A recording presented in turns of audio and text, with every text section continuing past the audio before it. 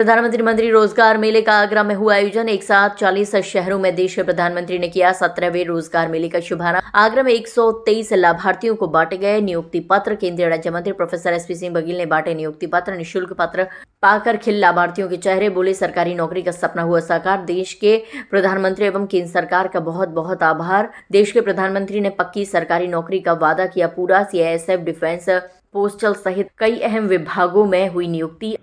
माननीय प्रधानमंत्री जी ने देश के नौजवानों को वादा किया था कि 10 लाख से ऊपर केंद्र सरकार की स्थायी नौकरियों को वो देने का काम करेंगे। उसी के तहत 22 अक्टूबर 2022 को प्रथम रोजगार मेला लगा था और उसके बाद ये 17वां रोजगार मेला है जो 40 जगह पर देश भर में हो रहा है। और आज 51,000 बच्चों को नवनियुक्ति उनको नियुक्ति प्रमाण पत्र मिला है। आगरा में मुझे रहने का सौभाग्य मिला अपनी कॉन्स्टिट्यूंसी में। और आज 123 विभिन्न विभागों के, जिसमें सीआरपी है, आईटीबीपी है और रेलवेज है, डिफेंस है, इसरो है और इनडायरेक्ट टैक्सेशन बोर्ड है और डाकघर विभाग, इतने में 123 बच्चों को नियुक्ति दी गई है। और बच्चों से पूछने बताया कि 100% पारदर्शिता के साथ मेरिट के आधार पर उनका चयन हुआ है। इसलिए वो प्रधानमंत्री को धन्यवाद दे रहे हैं कि यदि इंटरव्यू रहते तो शायद उनका चयन नहीं होता, क्योंकि इंटरव्यू में सिफारिशें चलती हैं।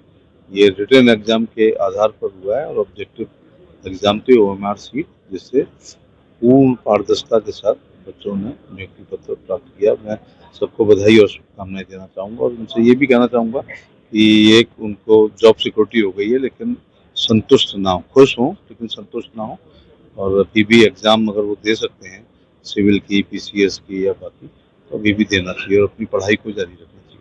मंत्री, बिहार में अभी चुनाव को लेकर के घमासान है और महागठबंधन में सपा शामिल है, लेकिन वहाँ अखिलेश जी बिल्कुल कहीं नजर नहीं आ रहे हैं।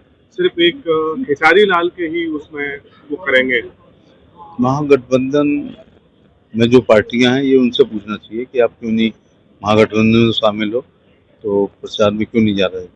ज़्यादातर ऐसा होगा कि जिनका असर नहीं होगा उस राज्य में, या कैंडिडेट की डिमांड नहीं होगी, या एनडीए की वर्किंग कमेटी नहीं, यूपीए की, इंडी गठबंधन की, तो शायद इसलिए नहीं जा रहे हैं। इसमें देखने में भी आ रहा है कि अभी टिकटों के बंटवारे को लेकर भी महागठबंधन में खींचतान चल रही है। किस तरह से देखते हैं? चुनाव से पहले भय, भगदड़ और भ्रम की स्थिति रहती है।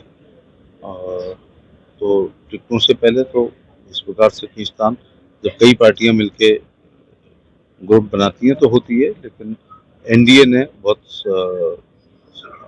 सफलतापूर्वक टिकटों का वितरण किया और सब लोग